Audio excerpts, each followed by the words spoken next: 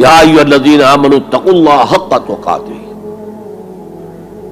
اب یہاں پر ہمیں غور کرنا ہوگا کہ تقوی کی حقیقت کیا ہے۔ اگرچہ ہم آیت البر کے آخر میں پڑھ چکے ہیں اولئک الذین صدقوا واولئک هم المتقون، وہاں پر وہ ایک ہیولہ، ایک شخصیت، ایک کردار وہ ہمارے سامنے آ چکا ہے، متقی کون ہوتا ہے۔ لیکن یہ موقع مناسب ہے کہ یہ لفظی معنی اس کے کیا ہے۔ عام طور پر جو ترجمہ کیا جاتا ہے اللہ سے ڈرو، یہ اچھا ترجمہ نہیں ہے، اور چونکہ اکثر و بیشتر لوگوں نے یہی ترجمہ کیا اور قرآن میں بار بار آتا ہے اتقوا اللہ اتقوا اللہ اتقوا اللہ، تو عیسائیوں کو یہ کہنے کا موقع ملا کہ قرآن زیادہ اللہ کے خوف پر زور دیتا ہے، جبکہ مسیح نے اور جو بائبل ہے وہ اللہ کی محبت پر زور دیتی ہے۔ اعتراض کرنے کا انہیں موقع مل گیا۔ خوف کا لفظ قرآن کا خود عربی زبان کا لفظ ہے، قرآن مجید میں بھی آیا ہے فلا تخافوہم وخافونی، تم ان سے نہ ڈرو، اپنے دشمنوں سے نہ ڈرو، مجھ سے ڈرو۔ خوف کا لفظ بھی ہے۔ یخافون یوما تتقلب فیہ القلوب والابصار، وہ ڈرتے رہتے ہیں اس دن کے تصور سے جس دن کے نگاہیں اور دل الٹ جائیں گے، قیامت کا دن، حشر کا دن۔ تو خوف کا لفظ قرآن میں ہے، عربی زبان کا لفظ ہے۔ تقوی کے معنی خوف نہیں ہے، تقوی کے لفظی معنی بچنا۔ دیکھیے وقا یقی وقایتن، اسے کہتے ہیں ثلاثی مجرد، اس میں معنی ہے وقا یقی وقایتن کے کسی کو بچانا، اور آپ بڑی آسانی سے یاد رکھ سکیں گے کہ جو ہماری دعا ہے جو سورہ بقرہ میں حج کی دعاؤں کے ضمن میں اہم ترین دعا کی حیثیت سے مذکور ہے، ربنا آتنا فی الدنیا حسنۃ وفی الآخرۃ حسنۃ وقنا عذاب النار، وقنا عذاب النار، اے اللہ ہمیں بچا آگ کے عذاب سے۔ تو وقا یقی وقایتن کے معنی ہے کسی کو بچانا۔ باب افتعال میں یہ بنا ابتقا، اور واو اور تا یہ جڑ گئے، اتقا اتقا۔ اتقا معنی خود بچنا، بچنا اللہ کی نافرمانی سے، بچنا اللہ کی ناراضگی سے۔ ایک بچنا آؤٹ آف لو ہوتا ہے، out of reverence, out of respect. ایک سلیم الفطرت بیٹا چاہے گا کہ میں کوئی ایسی حرکت نہ کروں کہ میرے والد کو اس سے دکھ پہنچے، یہ بھی بچنا ہے۔ ظاہر بات ہے کہ والد کا خوف نہیں ہے اسے، یہ اس کی روش آؤٹ آف لو ہے۔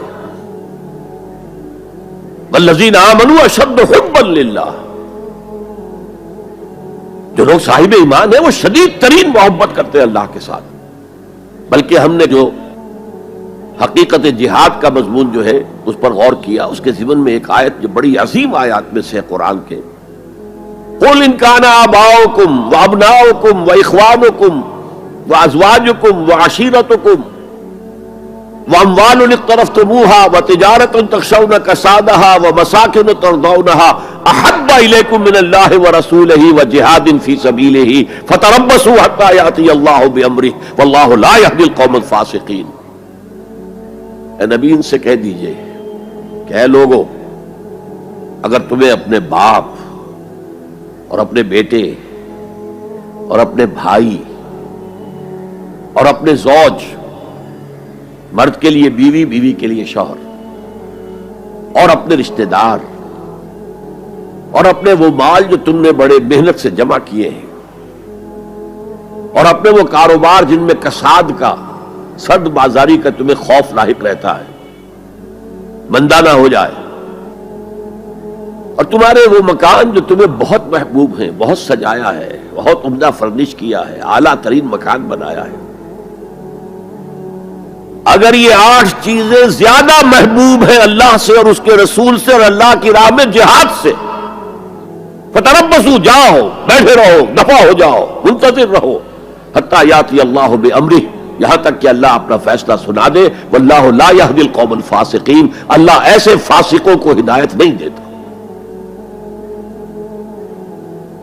تو در حقیقت یہ اللہ تعالیٰ کی محبت کے تحت ہے کہ اللہ اور اللہ کے ساتھ جو عہد وفا استوار کیا ہے، ایاک نعبد و ایاک نستعین، کہ آدمی پھونک پھونک کر قدم رکھے، کہیں میں اللہ کی کسی حد سے تجاوز نہ کر جاؤں، اللہ کی قائم کردہ کسی حد کو پھلانگ نہ جاؤں، کہیں ایسا نہ ہو کہ شریعت کا کوئی حکم میں پامال کر دوں. پھونک پھونک کر قدم رکھنا، لو سانس بھی آہستہ کہ نازک ہے بہت کام، آفاق کی اس کارگہ شیشہ گری کا، اس روش کا نام تقویٰ ہے. دنیا کا تقویٰ یہ ہے، آخرت کا تقویٰ یہ ہے آگ سے بچ جانا. نتیجہ ہے واتقوا النار الذی وقودها الناس والحجارہ، بچو اس آگ سے جس کا ایندھن بنیں گے انسان اور پتھر. یا ایھا الذین آمنوا قوا انفسکم واہلیکم نارا، اہل ایمان بچاؤ اپنے آپ کو اور اپنے اہل و عیال کو آگ سے. تو دنیا کا تقویٰ اور آخرت کا تقویٰ یہ ہے تقویٰ کے لفظی معنی. بلکہ اس میں اضافہ کروں کچھ. ایک دفعہ حضرت عمر فاروق رضی اللہ تعالی عنہ کی مجلس شورا میں یہ بحث چل نکلی، تقویٰ کسے کہتے ہیں، ہاؤ ٹو ڈیفائن تقویٰ. سب حضرات نے اپنی اپنی رائے دی. حضرت ابی ابن کعب رضی اللہ تعالی عنہ ایک انصاری صحابی ہیں جن کے بارے میں حضور نے فرمایا ہے کہ اقرؤہم ابی ابن کعب، میرے صحابہ میں قرآن کا سب سے بڑا جاننے والا ابی ابن کعب ہے. وہ خاموش بیٹھے ہوئے سن رہے تھے باتیں. حضرت عمر نے خاص طور پر کہا ابی آپ نے کچھ نکاح فرمائے. اب انہوں نے کہا کہ امیر المومنین دیکھیے، اگر کبھی آپ کو کسی ایسے جنگل میں سے گزرنا پڑے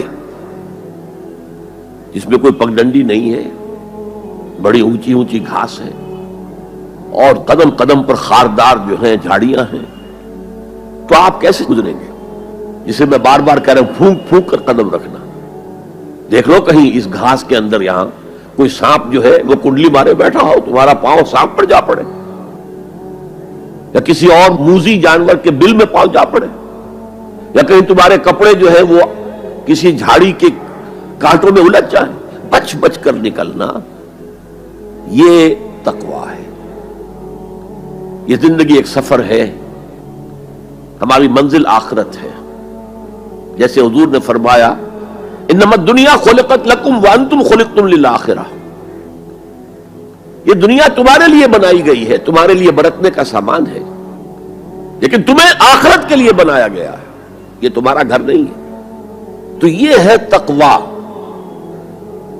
اور تقویٰ کی تعلیم قرآن مجید میں اتنی شد و مد کے ساتھ آئی ہے، اتنی شد و مد کے ساتھ آئی ہے، ایک ایک آیت میں دو مرتبہ. سورۃ النساء کی پہلی آیت یا ایھا الناس اتقوا ربکم الذی خلقکم من نفس واحدۃ وخلق منها زوجها وبث منهما رجالا کثیرا ونساء واتقوا اللہ الذی تساءلون به والارحام ان اللہ کان علیکم رقیبا. ایک آیت میں دو مرتبہ تقویٰ کا حکم. اے لوگو، اے بنی آدم، اپنے اس رب کا تقویٰ اختیار کرو جس نے تمہیں ایک جان سے بنایا، اسی سے اس کا جوڑا بنایا اور ان سے کثیر تعداد میں مردوں اور عورتوں کو زمین میں پھیلا دیا. یہ 600-650 کروڑ جو انسان آج دنیا میں ہے، یہ سب کون ہے؟ آدم اور حوا کی نسل سے ہیں. پھر اسی آیت میں دوبارہ واتقوا اللہ الذی تساءلون به والارحام، تقویٰ اختیار کرو اس اللہ کا جس کا ایک دوسرے کو واسطہ دیتے ہو. کوئی سائل مانگتا ہے تو اللہ کے نام پر مانگتا ہے. تم میں جا کر اپنے کسی عزیز سے یا دوست سے کہتے ہو کسی کام کے لیے بھائی یہ کام بہت ضروری ہے اللہ کے لیے جلد از جلد اس کام کو کر دو، واسطہ اللہ کا. یا جیسے کہ سورہ حشر میں ایک آیت میں دو دفعہ یا ایھا الذین آمنوا اتقوا اللہ ولتنظر نفس ما قدمت لغد واتقوا اللہ ان اللہ خبیر بما تعملون. اے ایمان والو، اللہ کا تقویٰ اختیار کرو. اور دیکھو کل کے لیے کیا بھیج رہے ہو آگے. تمہارے اعمال جو جا رہے ہیں، جمع ہو رہے ہیں تمہارے نامہ اعمال میں، وہ اعمال کون سے ہیں، اچھے ہیں یا برے ہیں؟ اور اللہ کا تقوی اختیار کرو اور دیکھو، جان لو وہ تمہارے اعمال سے باخبر ہے، بے خبر نہیں ہے. تاہم یہ الفاظ جو ہے میرے نزدیک قرآن مجید میں تقوی کی تاکید کے اعتبار سے انتہائی مؤکد مقام ہے.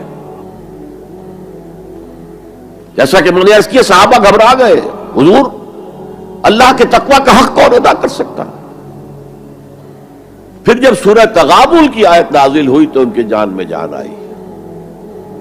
وہاں فرمایا گیا فاتقوا اللہ ما استطعتم، اللہ کا تقوی اختیار کرو جتنا بھی تمہارے حد استطاعت میں ہے، امکانی حد تک اللہ کا تقوی اختیار کرو. پھر جان میں جان آئی. آدمی اپنے مقدور بھر اپنی ہمت کے مطابق تو کام کر سکتا ہے، لیکن اللہ کا حق ادا کرنا